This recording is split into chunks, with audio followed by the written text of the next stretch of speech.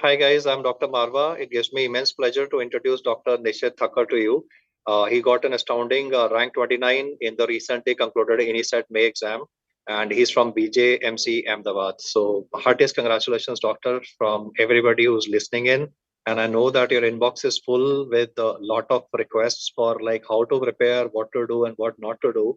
So, let's have your bites. How are you feeling, and how would you be advising your juniors from now onwards? Thank you, sir. It's like a good feeling to have. My advice to the juniors would be that you need to be consistent day in and day out. Like no matter what happens in your internship, whatever happens around, like postponement, preponement, you need to be consistent because at the end of the day, if you are consistent, then the result will improve. And the second thing is that you need to believe in yourself because if you have confidence and if you believe in yourself, then you might be able to answer the questions which you haven't even read in your life. And if you are underconfident, then you might mark wrong answers to the questions which you know, like which are the bank questions. So yeah, believe in yourself, be consistent, and never give up. Awesome. Aptly put up. Dr. You like how did you go about doing Patho and Micro? Because they are like very vast subjects. So like what resource did you use and like how did you go about Patho and Micro? Yeah, Pathwise and Micro are a vast subject, especially Pharmac. Like Pharmac, the updates become very important. And Mm. one of the best faculty of pharmacology is Dr. Ankit sir. Like his notes are extensive. Like once you do the notes, you are so much confident. You can even answer some medicine questions from his notes because he teaches so well. He like first teaches the pathology behind it and then introduce the drug. So it helps to integrate as well. So yeah, it was really helpful to learn from Ankit sir as well. Absolutely. I mean, that pharmacology thing is like, I think it's a nightmare for most people. And yes, it causes issues. So I think patho, pharma, micro, they are like, I think the foundation for like going ahead and then doing medicine and other allied subject questions. So like how much time did it take you to finish pharma? And then a bit about patho, micro also, like yeah, how many hours did it take you approximately? I mean, if somebody is doing it first time, days or Like hours? the thing about medicine is that medicine is a vast subject, so you cannot cover it. But if you do patho, pharmac, and micro, then you can answer 50% of questions of medicine on based on your basic science knowledge. And it is important to build concepts. So in the second year only, I built a strong enough foundation of pharmac and patho and micro. So yeah, like for someone who is reading first time in internship, I would suggest that you should give an adequate amount of time to these subjects. 1 week is like good enough because the more you give, the more output you will get from these subjects. Because in any exam, you can get like minimum 10 to 15 questions from each of the subjects. So once you are thorough with this subject, you can easily solve 45 to 50 MCQs, which is one fourth of the paper. So yeah, these subjects do build a foundation. Okay. And like how much time for medicine approximately? The thing about medicine is like no, how much time you give it, like it's never gonna be enough. If you study medicine for 1 year, it's still gonna be like less because it's so vast and it's so in depth. And I guess that's the speciality about medicine. Like no matter how much you do, it's gonna be like like it's always gonna surprise you. Like in practice as well, I'm sure that you might be getting some new presentation, atypical presentation of cases, and it always like excites you about the love for medicine. So Still, yeah, if like somebody I wants, yeah, I would suggest that if you're doing medicine for first time, then you should give at least 15 days to medicine because it's a vast subject and it's high yielding as well. so something like 15 days to 1 month is like when it's very much doable, majority of the topics, and some obviously will be troubling, but then at least this is the first time that you invested, right? First duration that you invested in doing the questions. Okay, so any feature of PrepLadder app that you think is indispensable and helps you with your preparation? Uh, I would suggest that the LRR that happened was like quite helpful, especially in the format, which covered the recent updates as well. So yeah, like in an exam like INI-CET, you have to be familiar with the recent updates because they do tend to ask a lot of new drugs as well. So it was helpful to brush them up before the exam.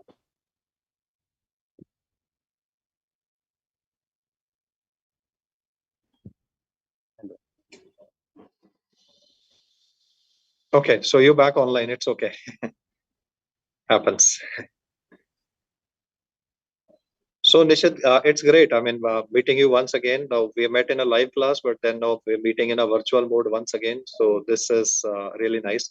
What would be your advice to any person who is gonna be sitting now for NEET PG? Though I know you are also in the competition, and you may not like to leak some special tricks, but still, I mean, for benefit of everybody, any special advices you have which you think everybody should implement to get results just like yours? Uh, it's like you have just 20 days left on it. So I would suggest that you shouldn't do anything new now. Whatever you have Hmm. studied till now, you need to believe on it and revise, keep on revising it. The key part would be like, that those 3.5 hours on the day of exam. You need to be full aware, like you need to give your best because it's not gonna matter how many hours you put in now, how many days you did, how many outings you cancelled. All that matters is those 3.5 hours.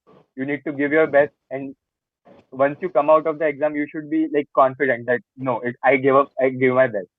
Like you shouldn't have any regrets about the exam. That's what I Okay, would suggest. so suppose like you have to do LRR again, like you used it for the INI-CET exam. Then like would you be watching it at a fast speed or at a normal speed? Like how what would you advise? Like somebody should be watching the video or at what time of the day? Because you have to read notes also. So if somebody is to use LRR as like his next couple of days, how much time would you be suggesting him to invest in? What I would suggest is that like there would be times of day in which you wouldn't be like feeling to study. So you can use those hours while watching video. Like you can learn passively from it. You can like if you have once done it, then you can obviously watch it on 1.5x or 2x as per your speed. But uh, like those passive hours could help you a lot because you might think that you are not able to recall it, but on the day of the exam, you do recall it. You do recall that, yeah, हाँ sir ने ऐसा बोला था. So it helps out. Okay, so when you are zoning out, I mean that's time, and otherwise it is like reading the notes and doing as many questions as possible. Yeah, doing questions is really important because the more you practice, it's like the more output you get. Okay, Nishad, in this paper, how many do you think you would have got correct? Uh, this was a tough paper, but I think that I could have got 5 to 6 more correct. I lagged, like I didn't read the question properly, or I got panicked. So yeah, like it's tough to say, but like now it's in past. But yeah, it was a good paper overall. Okay, okay. So total, how many attempts did you make? I attempted entire 200 because like I thought that it's like you need to go big or you need to go home in an exam like Okay, INI-CET because it's a quite competitive. So yeah, I took some risks and some risks did yield some good output and some didn't. So yeah, you need okay. to have that margin of error and you need to go for it. Absolutely. That's a very apt statement, right? You need to hit big or you need to go home. I mean, that's the message, that's the attitude that Nishid has said. And that's a very characteristic feature of doctors that they are like, that in that zone, we don't flex muscles, but we flex what you showed, right? So that is an awesome statement. I mean, we'll make it that slogan actually, right? You need to hit big, right? Good. Thank you. So, Nishid, any dedications you want to give to family, friends? The stage is all yours. Yeah, like first of all, I would like to thank the Almighty. Like thanks for his support throughout the journey. Then my parents. Like obviously, it's important that like you will have your lows, and it's important to have some connections in their lows so that it doesn't last permanently. So I used to talk with my friends, like my 4 friends with whom I survived my internship. Like it was really helpful to have a good environment, healthy environment rather than a competitive environment. And also talking to family always works like a charm. Like whenever you are tense, whenever you're anxious, just talk to your family. They just make it everything better. Okay. Nishid, one last question. Like, is it happening with you also that you are on one page and nothing is going in the mind? Or Yeah, is it for, especially yeah. no, no, especially in the last days, it does happen a lot. Like especially the scenario that was going on before the exam, the postponement, the war.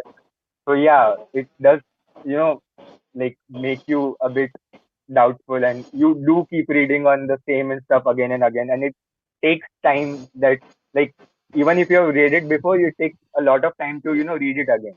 But at those moments you need to say it to yourself, "Okay, it's okay, you can do it," and just be kind to yourself at those moments, because it's quite natural, everyone goes through it.